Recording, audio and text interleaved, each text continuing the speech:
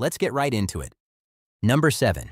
A rogue black hole enters the solar system. Right now, there are an estimated 100 million black holes drifting silently through the Milky Way alone, not anchored to anything, not orbiting anything, just moving, invisible, undetected. Most of them will never come close to anything. The galaxy is enormous, and the odds favor emptiness, but odds are not guarantees. Here's what that actually means for us. When a massive star collapses unevenly, which happens, the resulting black hole can receive what physicists call a natal kick, an asymmetric explosion so violent it launches the black hole out of its birthplace entirely, sometimes at over 1.5 million kilometers per hour. Once ejected, it travels in a straight line. No signal, no light, nothing.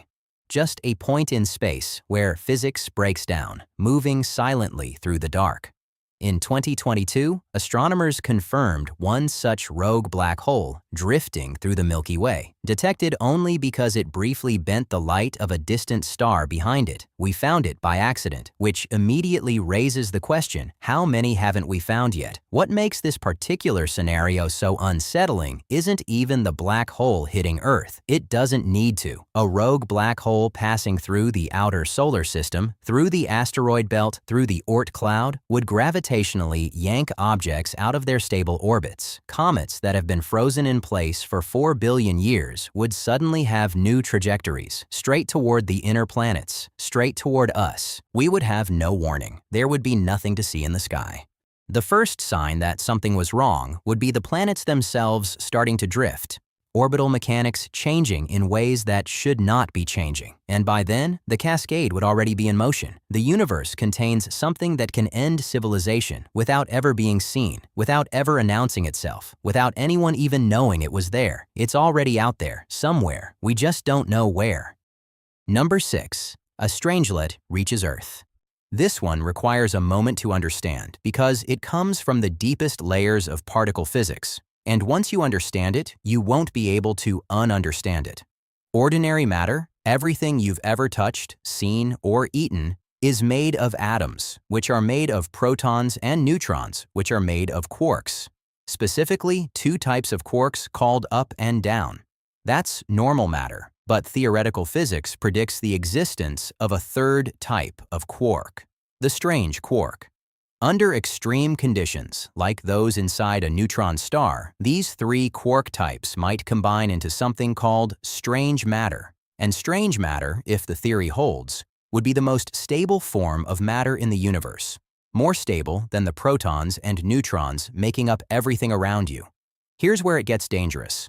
A strangelet is a small chunk of strange matter. And the hypothesis, which no one has been able to rule out, is that if a strangelet came into contact with ordinary matter, it might convert that matter into strange matter too, like a seed crystal dropped into a supersaturated solution.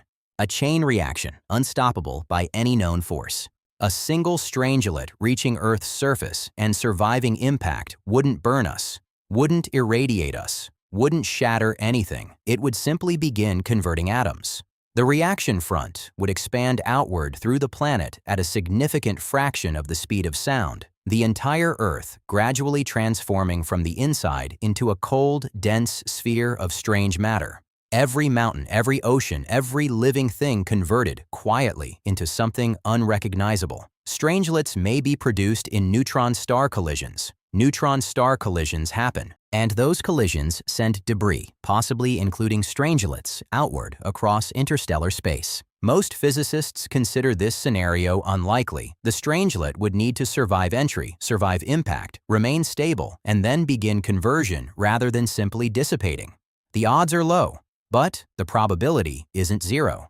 And the consequence of being wrong, even once in the universe's history, is complete and total.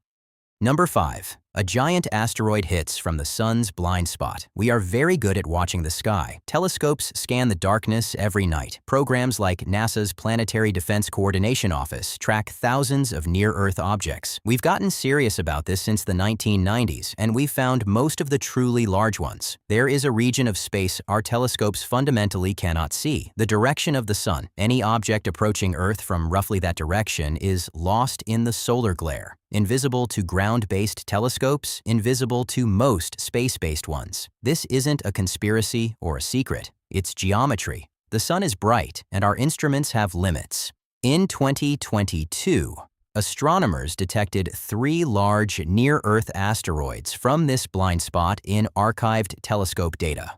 One of them over a kilometer wide, the kind of impactor that ends geological eras. They were found looking backward through old images. They had already passed. We found them after the fact.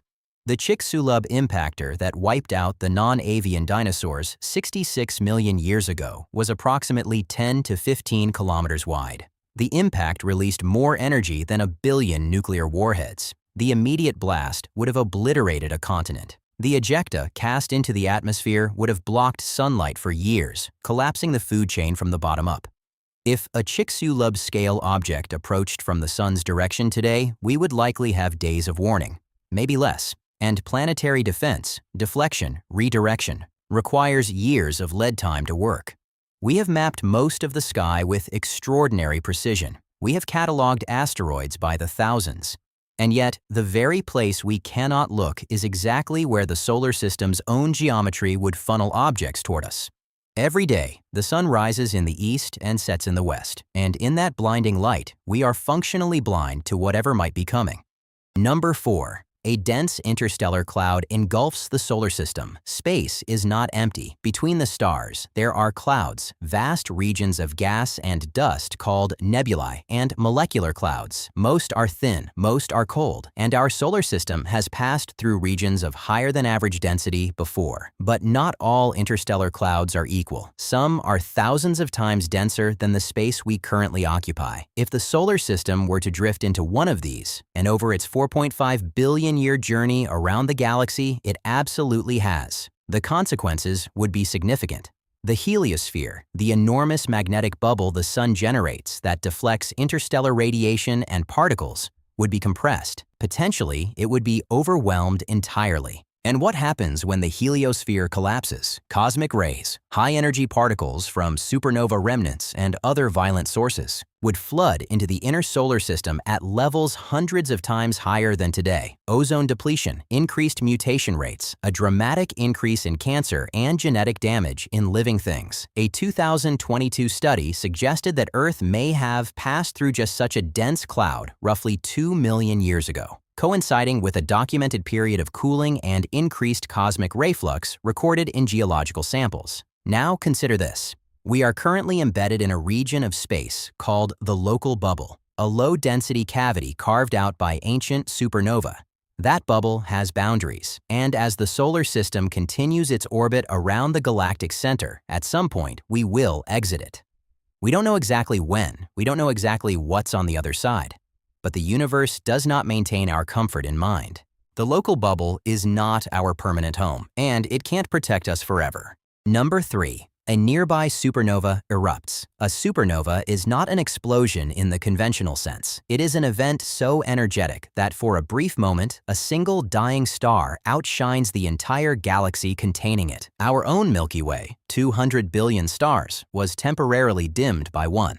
The energy released in a single supernova is approximately 10 to the 44 joules. Writing that number out requires 44 zeros. Most of it is carried away by neutrinos, particles so small they pass through the entire Earth as if it weren't there. The rest, the gamma rays, X-rays, the expanding shockwave of superheated plasma, radiates outward in every direction. For Earth, the dangerous threshold is roughly 25 to 50 light-years.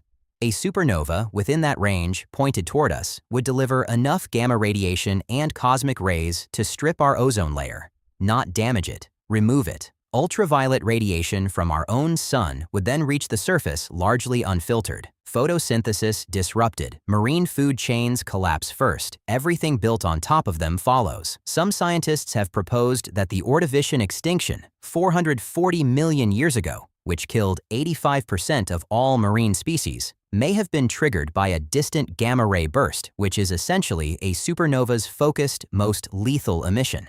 Here's the thing that makes this more than a historical curiosity. Betelgeuse, the bright red star in Orion's shoulder, visible to anyone who has looked at the winter sky. It is approximately 700 light-years away, and it is actively dying. It is a massive red supergiant exhibiting documented instability. It famously dimmed dramatically in 2019 and 2020. It will go supernova.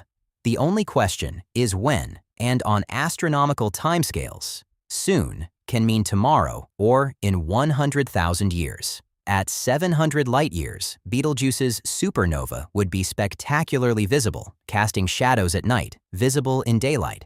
It would not be dangerous at that distance, but it serves as a reminder of what the galaxy contains. A sky full of stars, some of them as time bombs we cannot detect.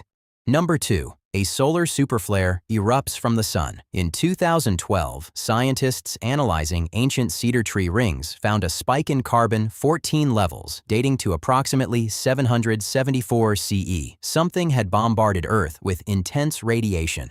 Something powerful enough to leave a chemical signature in the cells of trees that are now over 1,000 years old. The culprit, after extensive analysis, was almost certainly our own sun. A solar event, at least 10 to 20 times more powerful than any flare recorded in the modern era.